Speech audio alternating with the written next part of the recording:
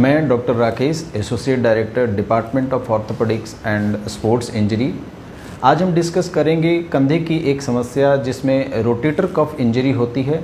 हम जानने की कोशिश करेंगे यह रोटेटर कफ क्या होता है, इसकी इंजरी कैसी होती है, इसे हम डायग्नोस कैसे करते हैं और इसका इलाज क्या होता है।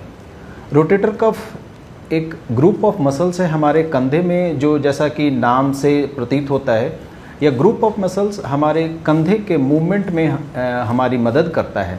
इसे उठाने में, कमर के पीछे हाथ को ले जाने में यह मसल्स हमारी मदद करता है।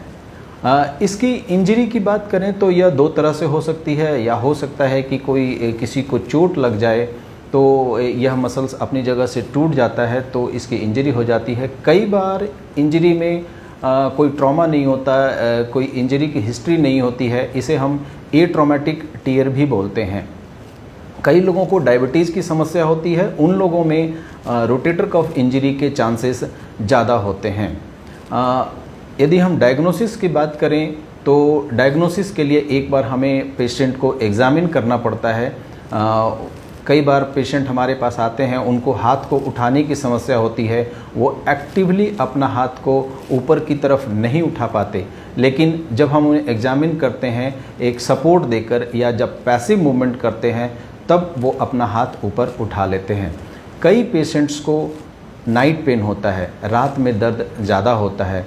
एक तो काम को करने में, किसी काम को करने में उन्हें ताकत की कमी जो महसूस होती है वो तो है ही, साथ में उन्हें रात में भी दर्द की समस्या होती है। कई बार उन्हें उनकी नींद खुल जाती है।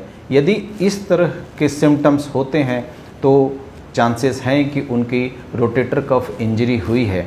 खास करके वैसे पेशेंट जिनको डायबिटीज़ की समस्या है या पहले जिनको कभी चोट लगी हो, उनको एक बार डॉक्टर को ज़रूर दिखाना चाहिए और इसकी डायग्नोसिस करनी चाहिए।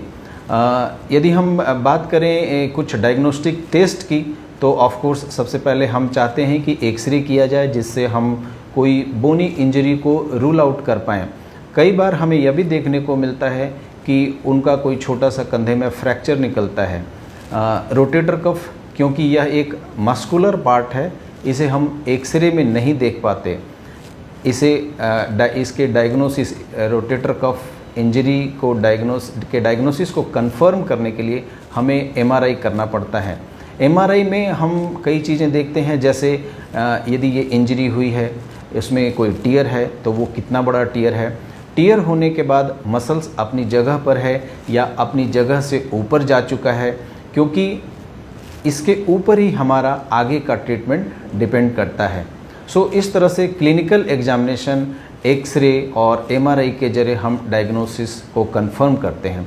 एक बार जब ये डायग्नोसिस हो गया तो फिर हमारा आता है ट्रीटमेंट पार्ट। एमआरआई में यदि हमें कोई पार्शियल इंजरी या पार्शियल टीयर देखने को मिलता है तो ऐसे में पेशेंट को most of the time exercise, physiotherapy से काफ़ी आराम मिलता है।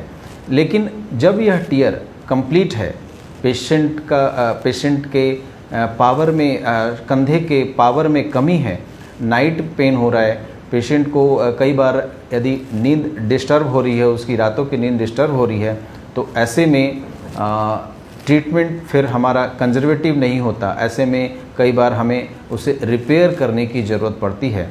आजकल जो रोटेटर कफ का रिपेयर करते हैं वो हम दूरबीन के माध्यम से करते हैं, जिसे आर्थ्रोस्कोपिक सर्जरी भी कहा जाता है।